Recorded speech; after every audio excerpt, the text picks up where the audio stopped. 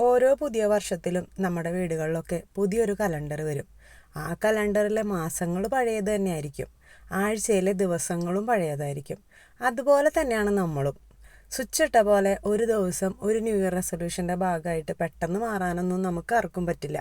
അങ്ങനെ മാറുന്നവരൊക്കെ ഉണ്ട്, ധാരാളം ഉണ്ട്. ഇന്നോട്ട് ഞാൻ ഇങ്ങനെ ആയിരിക്കുന്നു പ്രതിജ്ഞ എടുത്ത് അത് പാലിച്ച് ജീവിതത്തിൽ വിജയങ്ങളൊക്കെ കണ്ടെത്തുന്നവർ ഒരുപാടാണ്.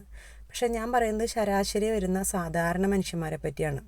ഇന്ന് തൊട്ട് ഞാൻ ഇങ്ങനെ ആയിരിക്കും എന്ന് പ്രതിജ്ഞ എടുത്ത് മൂന്നാം പക്കം അതൊക്കെ തെറ്റിക്കുന്ന സാധാരണ മനുഷ്യന്മാരാണ് നമ്മളിൽ ഭൂരിഭാഗവും. അപ്പോൾ പിന്നെ റെസൊല്യൂഷൻസിന് എന്താണ് പ്രസക്തി? റെസൊല്യൂഷൻസ് വേണ്ടത് തന്നെയാണ്.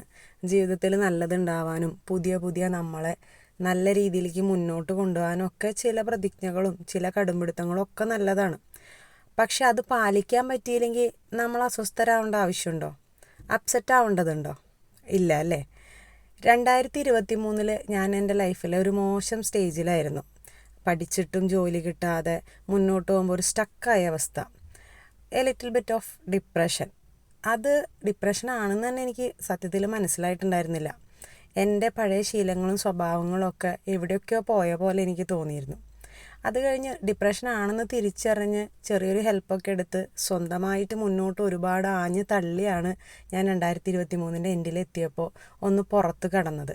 2024 25 അതിജീവിച്ച് ഇന്ന് 2026 കടക്കുമ്പോൾ 2025 എന്നെ ഒരുപാട് മുന്നോട്ട് പോവാൻ സഹായിച്ചിട്ടുണ്ട്.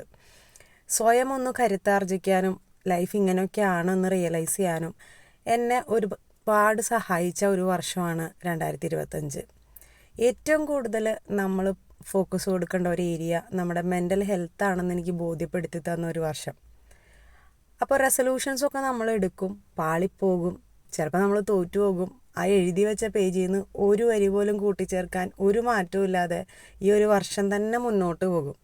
അപ്പോൾ നമുക്ക് നമ്മളോട് തന്നെ ഒന്ന് പതുക്കെ പറയാം, സാരമില്ല, നമ്മളിങ്ങനെയൊക്കെയാണ്. അടുത്ത ദിവസത്തിലോ അല്ലെങ്കിൽ അടുത്ത നിമിഷത്തിലോ നമുക്ക് കുറച്ചും കൂടി ബെറ്റർ ആവാനായിട്ട് ശ്രമിക്കാം. കാരണം ഓരോ വർഷത്തിലും ദിവസങ്ങളും മാസങ്ങളും അക്കങ്ങളും പോലും അത് തന്നെ ആകുമ്പോൾ നമ്മളിലുള്ള പഴയ എലമെൻറ്റ്സ് നമ്മളോട് കൂടി തന്നെ ഇങ്ങ് വരും. അപ്പോൾ അതിലെന്താണ് നല്ലതാവണ്ടേ, അടുത്ത നിമിഷത്തിലേക്ക് ആ മോശമായതിനെ എങ്ങനെ ഒന്ന് കളയണം എന്നൊക്കെ പറഞ്ഞു തരാൻ നമുക്ക് നമ്മളോട് തന്നെ പറ്റുള്ളൂ. അപ്പോൾ അതുകൊണ്ട് തെറ്റുകൾ ഉണ്ടാകുമ്പോൾ ഒന്ന് ക്ഷമിച്ചു കൊടുക്കുക, അടുത്ത നിമിഷം മുന്നോട്ട് പോകാൻ ഒന്നും കൂടി ആഞ്ഞ് പരിശ്രമിക്കുക. അപ്പോൾ റെസൊല്യൂഷനുകൾ പാലിക്കാൻ എല്ലാവർക്കും പറ്റട്ടെ. ഇല്ലെങ്കിലും കുഴപ്പമില്ലാന്നേ.